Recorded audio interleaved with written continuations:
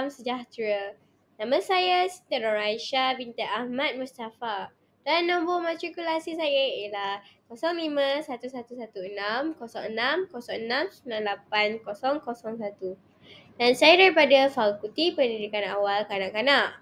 Dan tajuk pembentangan saya hari ini ialah cara menangani tingkah laku buli di sekolah. Buli adalah perbuatan tingkah laku agresif yang berulang untuk menyakiti individu lain dari segi fizikal, mental atau emosi.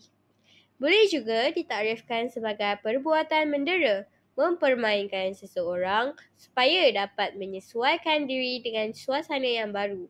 Selain itu, buli juga mempermain-mainkan orang, biasanya orang lemah, dengan tujuan untuk menggertak atau menakutkan orang yang berkenaan. Objektif ini membantu masyarakat memberi kesedaran tentang masalah buli, terutamanya di kalangan kanak-kanak dan menyediakan strategi praktikal untuk menanganinya di peringkat awal. Jenis-jenis buli. Terdapat 4 jenis-jenis buli dan yang pertama ialah buli fizikal. Jenis buli ini mudah dikenal pasti. Ia juga secara semula jadi boleh mendapatkan perhatian umum kerana ia melibatkan aksi agresif. Jenis pembuli ini biasanya melibatkan individu yang lebih besar dan kuat menyerang individu yang lemah sebagai mangsa. Yang kedua ialah buli lisan. Buli lisan adalah sebarang bentuk tindakan seperti menghina, mengusi, mengancam, menyebarkan kabar angin atau fitnah dan mengejek orang lain.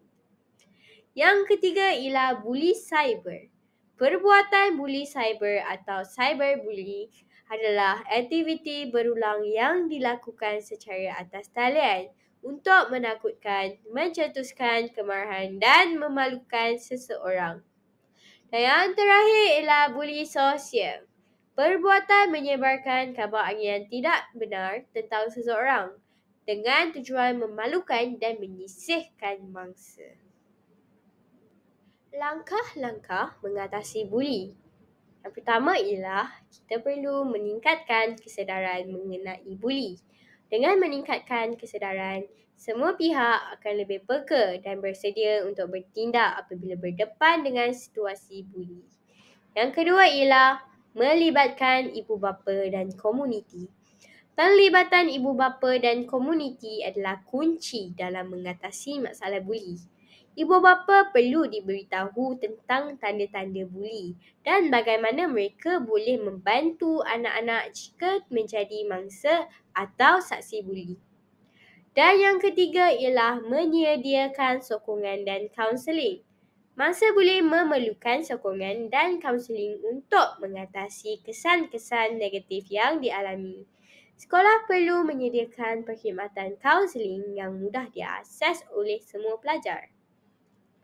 Dan yang terakhir ialah mewujudkan persekitaran sekolah yang selamat dan menyokong.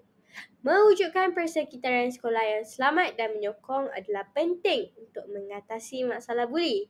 Sekolah perlu memastikan bahawa semua pelajar merasa selamat dan dilindungi semasa berada di sekolah. Faktor yang menyumbang kepada buli. Terdapat 4 faktor yang menyumbang kepada buli di sini. Yang pertama ialah konflik keluarga. Kekurangan kasih sayang dan perhatian di rumah juga menjadikan anak-anak melepaskan tekanan dengan membuli pelajar lain. Yang kedua ialah pengaruh televisyen dan media massa. Filem yang banyak memaparkan aspek keganasan meningkatkan lagi gejala buli ini akibat ingin meniru aksi yang mereka tonton tanpa tahu baik dan buruk perbuatan tersebut. Yang ketiga ialah kelemahan pengurusan sekolah. Kelemahan pengurusan sekolah dalam mengekang gejala buli juga menjadi satu punca berlakunya buli di sekolah. Dan yang terakhir ialah kurang pengetahuan tentang gejala buli. Kurangnya pendarahan mengenai gejala buli dan pembuli terus membuli dan mangsa buli tidak mengambil tindakan sepatutnya akibat kefahaman yang rendah. Jom ke slide seterusnya. Apakah kesan negatif buli? Terdapat 4 kesan negatif buli di sini. Yang pertama ialah tiada keyakinan diri dan rasa rendah diri. Mangsa juga cenderung berfikiran secara negatif tentang diri sendiri sehingga membuatkan diri rasa tidak berharga dan tiada harapan untuk hidup. Yang kedua ialah anxiety dan kemurungan. Stres yang dialami akibat dibuli boleh mencetuskan pelbagai perasaan negatif seperti takut, sedih dan risau. Yang ketiga ialah masalah tidur. Mangsa buli juga boleh mengalami masalah tidur seperti insomnia, sering mengalami mimpi ngeri dan tidur terganggu. Dan yang terakhir ialah sukar untuk menyesuaikan diri. Untuk mengelakkan terus dibuli, mangsa juga cenderung untuk mengelak daripada bertemu orang sekeliling. Peranan guru dalam menangani buli. Yang pertama ialah membentuk majlis pencegah buli kebangsaan di sekolah.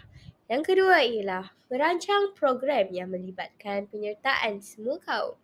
Yang ketiga ialah mendekati pelajar yang dilihat seperti bermasalah.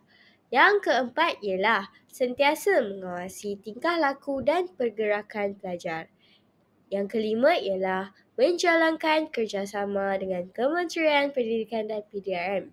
Dan yang terakhir ialah menyediakan khidmat kaunseling dan melayan semua murid sama rata. Kesimpulannya, masalah ini perlu ditangani dengan segera kerana jika gejala ini semakin serius, mangsa buli akan berdepan dengan pelbagai risiko, termasuk kehilangan nyawa.